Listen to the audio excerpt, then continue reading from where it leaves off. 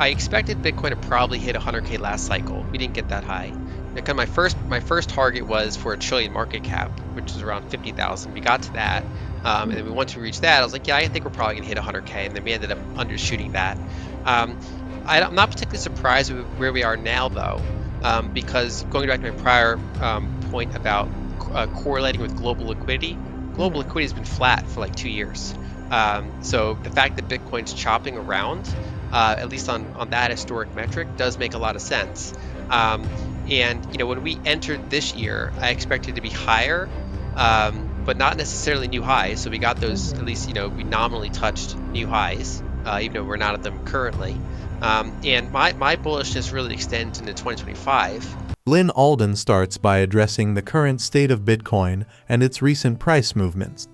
She notes that while Bitcoin has dipped into the upper $50,000 range, the overall trend remains within the $60,000 to $70,000 range.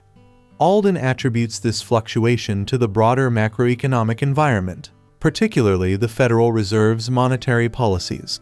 She suggests that if the Fed begins to ease interest rates and transitions from shrinking its balance sheet to expanding it, global liquidity could increase, which would be a positive driver for Bitcoin's price. Alden reflects on her previous Bitcoin price targets, noting that while Bitcoin did not reach her $100,000 target during the last cycle, it did achieve a $1 trillion market cap, which was her initial goal. She attributes the lower than expected price to the stagnation in global liquidity over the past 2 years. However, she remains optimistic about Bitcoin's prospects, particularly as global liquidity is expected to improve in the coming years. Please take a little time to like this video, subscribe to the channel, and turn on post notifications for more videos like this. You can also check out our other videos on cryptocurrencies and the overall digital asset space and drop your comments and observations in the comments section below. Everything you do helps with the YouTube algorithm and immensely contributes to the channel's growth. Thanks and enjoy the video. I'm pretty bullish. I don't really have a strong opinion for the remainder of this year. We were kind of trading in that 60 to 70,000 range for a while. Lately, we've been dipping into the upper 50s, which is not great. But I think that, especially once we turn to a more pro-liquidity environment, if we see the Fed eventually layering in some gradual rate cuts, if we do get kind of that transition from balance sheet shrinking to balance sheet growing, even if it's not at a rapid pace, as those things occur, later this year and then probably for the balance sheet next year, that should probably help global liquidity. And one thing I point out a number of times is that the best correlate that I've seen for Bitcoin price is global liquidity. It's not the only correlate, but it's among things I track that's both logically and then in practice one of the better correlates. And since I expect probably global liquidity to go higher in 2025, and given all the other characteristics we see about Bitcoin at the time, I'm pretty bullish. As far as those really long-term forecasts, one thing to keep in mind is that they were not like inflation adjusted. And so some of the for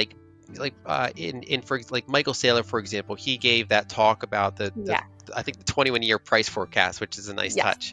And if I recall correctly, his base case was something like Bitcoin becomes 7% of global assets, up from effectively like a 0.1% or whatever it is now.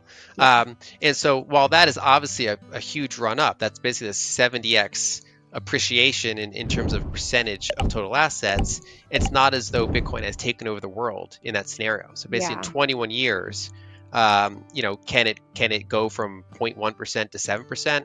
I don't really view that as like an outrageous possibility. And that was his base case. And the way that you kind of can arrive at that is something, now depending on what source you reference, total global assets are, somewhere close to $1 quadrillion, which is a really funny number, 1,000 trillions.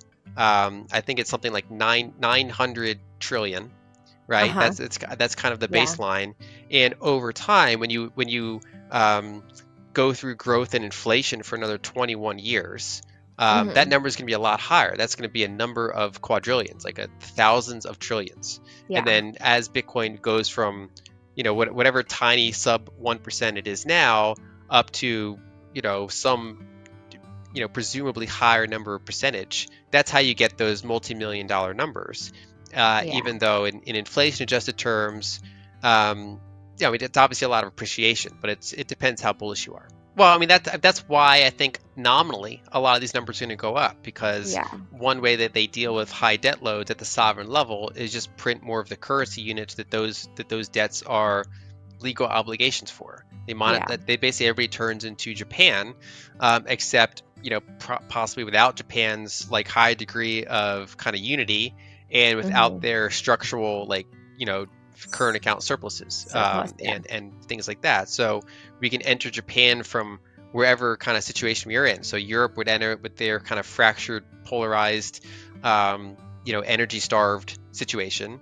America would enter it in their, in some ways, more powerful, but otherwise, we're the ones running big structural trade deficits. When we also get into this kind of constant Japanification, ours could be more inflationary than theirs has been. And so I think that's kind of the later stages we all enter, is that all the developed markets start to get emerging market-like characteristics, at least in terms of their money, which is to say that there's just this higher background level of monetized fiscal deficits. And then it becomes a question, what is that experience like in everyday life? I mean, that's partially going to come down to how much productivity we have, and whether there's wars and things like that. So if there's a lot of productivity, then you can get a lot of money printing. Maybe not as much like CPI inflation as you'd expect, but instead a lot of that money printing would go into harder assets. On the other hand, if you don't have enough productivity offsets, if you're partially deglobalizing the supply chains, or there's war, or there's energy shortages, or whatever the case may be, then you're likely to get pretty substantial price inflation along with that structural fiscal monetization. And so basically the bonds insolvent is basically, think about it, that the purchasing power of those bonds are likely going to lose value against most other reasonably scarce things over time. I expected Bitcoin to probably hit 100K last cycle. We didn't get that high. Kind of my first target was for a trillion market cap, which is around 50,000. We got to that, and then once we reached that, I was like, yeah, I think we're probably gonna hit 100K, and then we ended up undershooting that. I'm not particularly surprised with where we are now, though, because going back to my prior point about correlating with global liquidity, liquidity has been flat for like 2 years. So the fact that Bitcoin's chopping around, at least on that historic metric, does make a lot of sense. And when we entered this year, I expected to be higher, but not necessarily new highs. So we got those, at least, we nominally touched new highs, even though we're not at them currently. And my bullishness really extends into 2025, and is kind of reliant on that rough timeline of Fed easing and then going back to structural. If I thought that the deficits were going to shrink, or if I thought that the Fed was going to be able to stay tighter for longer, then it might have to push back my bullish Bitcoin forecast, because we're basically comparing exchange rates between two types of money. So the fundamentals of both monies matter. But based on the timeline I see, I'm fairly constructive for next year. Alden discusses their growing importance in the global financial system. She explains that stablecoins, which are pegged to fiat currencies like the US dollar, are becoming a significant demand for US Treasury bills. This demand is particularly important as some countries are gradually reducing their purchases of US Treasuries in favor of other assets like gold. Stablecoin, however, continue to be overwhelmingly dollar-denominated, reinforcing the dollar's dominance in global markets. Alden also highlights the double-edged nature of the US dollar's role as the global reserve currency. On one hand, it enhances the United States' hegemonic power, but on the other hand, it contributes to the country's deindustrialization. The continuous supply of dollars to the world through trade deficits hollow out the domestic economy, leading to issues like political polarization and dependency on foreign supply chains. Well, I think if there was a more unified government approach on this, they probably would have already had a Bitcoin strategic reserve, rather than just kind of like talking about it now. I think they would already have a meaningful one, which by most accounts doesn't seem to be the case. As far as stablecoins, there are a number of lawmakers increasingly figuring out that stablecoins are a new demand for treasuries. Because if you look at a lot of countries are quote unquote gradually de-dollarizing in the sense that they're buying fewer treasuries than they used to. They're instead buying things like gold, or they're around the margins diversifying the currencies that they buy assets in. But from a bottom-up perspective, there's no de-dollarization. For example, on the black currency markets of Cairo, they're not diversifying out of the dollar toward the Chinese yuan, for example, or in Argentina. The bottom up is still very much dollarized, and that includes demand for stablecoins, which are overwhelmingly for the dollar. So basically, that represents a way to sell T-bills to people around the world, even if their governments are not particularly buying them. And it's a double-edged sword because, and we talked about this before, of how the dollar as the global reserve currency is kind of a two-sided thing. On one hand, it's really good for the state and for Wall Street. It kind of increases hegemonic power. But on the other hand, it kind of deindustrializes the country, because the way we supply so many dollars to the world is through running these structural trade deficits. So most currencies, they trade based on interest rate differentials and overall productivity, and current account balances and things like that.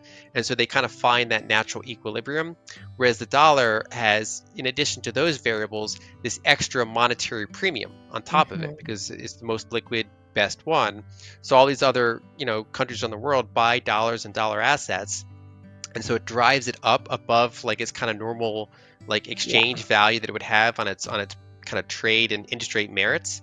And so we kind of continually run these structural trade deficits. We continually hollow us out, and then that leads to things like political polarization, or realizing we can't make certain medical equipment during a pandemic, or we can't, or our military's got too many Chinese semiconductors. And if you ever had to swap them out all at once, that'd be a problem.